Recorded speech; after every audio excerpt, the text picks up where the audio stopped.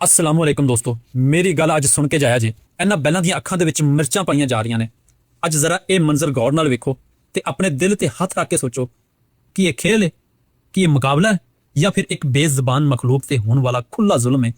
ਇਹ ਛੋਟੇ-ਛੋਟੇ ਬੇਜ਼ਬਾਨ ਬੈਲ ਜਿਨ੍ਹਾਂ ਨੇ ਨਾ ਕਿਸੇ ਦਾ ਬੁਰਾ ਕੀਤਾ, ਨਾ ਕਿਸੇ ਦੇ ਨਾਲ ਬੋਲ ਕੇ ਸ਼ਿਕਾਇਤ ਕਰ ਸਕਦੇ ਨੇ, ਅੱਜ ਉਹਨਾਂ ਨੂੰ ਸਿਰਫ ਇਨਸਾਨ ਦੀ ਖੁਸ਼ੀ, ਸ਼ਰਤ, ਜ਼ਿੱਦ ਤੇ ਅਨਾਂ ਦੀ ਖਾਤਰ ਅਜ਼ੀਅਤ ਦਿੱਤੀ ਜਾ ਰਹੀ ਹੈ। ਕਿਵੇਂ ਕਈ ਬੰਦੇ ਇਕੱਠੇ ਹੋ ਕੇ ਇਸ ਮਾਸੂਮ ਬੈਲ ਨੂੰ ਪਕੜਦੇ ਨੇ। ਉਹ ਬਚਣਾ ਚਾਹੁੰਦਾ ਹੈ, ਉਹ ਬਚਣਾ ਚਾਹੁੰਦਾ ਹੈ, ਉਹ ਸਮਝਦਾ ਕੋਈ ਮੁਸੀਬਤ ਆ ਰਹੀ ਹੈ, ਪਰ ਉਹ ਬੇਜ਼ਬਾਨ ਹੈ। ਉਹ ਆਪਣੇ ਦੁੱਖ ਨੂੰ ਲਫ਼ਜ਼ਾਂ ਵਿੱਚ ਬਿਆਨ ਨਹੀਂ ਕਰ ਸਕਦਾ। ਵੇਖੋ ਕਿਵੇਂ ਇਸ ਦੀਆਂ ਅੱਖਾਂ ਦੇ ਵਿੱਚ ਮਿਰਚਾਂ ਪਾਈਆਂ ਜਾ ਰਹੀਆਂ ਨੇ। ਮਿਰਚ ਉਹ ਚੀਜ਼ ਹੈ ਜਿਹੜੀ ਅੱਖ ਦੇ ਵਿੱਚ ਥੋੜੀ ਜਿਹੀ ਵੀ ਪੈ ਜਾਵੇ ਨਾ ਤੇ ਇਨਸਾਨ ਦੀ ਚੀਖ ਨਿਕਲ ਜਾਂਦੀ।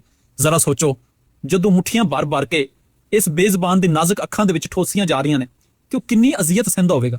ਪਰ ਕਿਸੇ ਨੂੰ ਵੀ ਇਸ ਦੀ ਤਕਲੀਫ ਨਜ਼ਰ ਨਹੀਂ ਆ ਰਹੀ। ਕਿਉਂ? ਕਿਉਂਕਿ ਲੋਕਾਂ ਨੂੰ ਸਿਰਫ ਜਿੱਤ ਚਾਹੀਦੀ ਹੈ, ਸਿਰਫ ਆਪਣੀ ਅਨਾ ਬਚਾਣੀ, ਸਿਰਫ ਇਹ ਸਾਬਤ ਕਰਨਾ ਕਿ ਮੇਰਾ ਬੈਲ ਸਭ ਤੋਂ ਤੇਜ਼ ਹੈ। ਫਿਰ ਇਹਨਾਂ ਦੋਵਾਂ ਬੈਲਾਂ ਨੂੰ ਇਕੱਠਾ ਕਰਕੇ ਤੇ ਜਾਲੀ ਦੇ ਵਿੱਚ ਜੋੜ ਦਿੰਦੇ ਨੇ।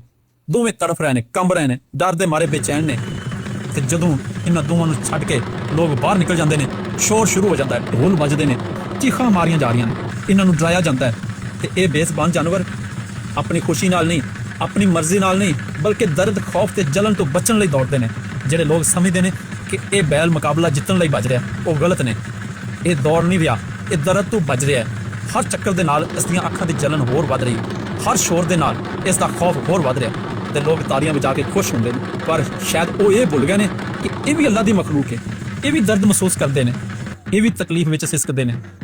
ਜਦੋਂ ਰੇਸ ਖਤਮ ਹੁੰਦੀ ਹੈ ਤੇ ਇਹੀ ਲੋਕ ਇਹਨਾਂ ਦੀਆਂ ਅੱਖਾਂ ਖੋਲ ਕੇ ਮੂੰਹ ਦੇ ਵਿੱਚ ਪਾਣੀ ਭਰ ਕੇ ਇਹਨਾਂ ਦੀਆਂ ਅੱਖਾਂ ਦੇ ਵਿੱਚ ਕੁਰਲੀਆਂ ਕੀਤੀਆਂ ਜਾਂਦੀਆਂ ਤੇ ਮਿਰਚਾਂ ਧੋਈਆਂ ਜਾਂਦੀਆਂ ਨੇ। ਉਹ ਜ਼ਰਾ ਸੋਚੋ, ਜਦੋਂ ਇਹ ਬੇਜ਼ਬਾਨ ਰਾਤ ਨੂੰ ਖੜਾ ਹੁੰਦਾ ਹੋਵੇਗਾ, ਇਸ ਦੀਆਂ ਅੱਖਾਂ ਜਲ ਰਹੀਆਂ ਹੋਣਗੀਆਂ ਤੇ ਖਾਮੋਸ਼ੀ ਨਾਲ ਰੱਬ ਨੂੰ ਆਪਣੀ ਤਕਲੀਫ ਸੁਣਾ ਰਿਹਾ ਹੋਵੇਗਾ। ਤੇ ਯਾਦ ਰੱਖੋ, ਬੇਜ਼ਬਾਨ ਦੀਆਂ ਆਵਾਂ ਸਿੱਧੀਆਂ ਅਰਸ਼ ਤੱਕ ਜਾਂਦੀਆਂ ਨੇ।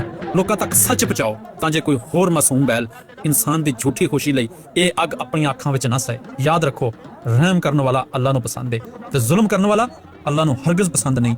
ਇਹ ਖੇਲ ਨਹੀਂ, ਇਹ ਇੱਕ ਚੀਖ ਹੈ, ਇਹ ਮੁਕਾਬਲਾ ਨਹੀਂ ਹੈ।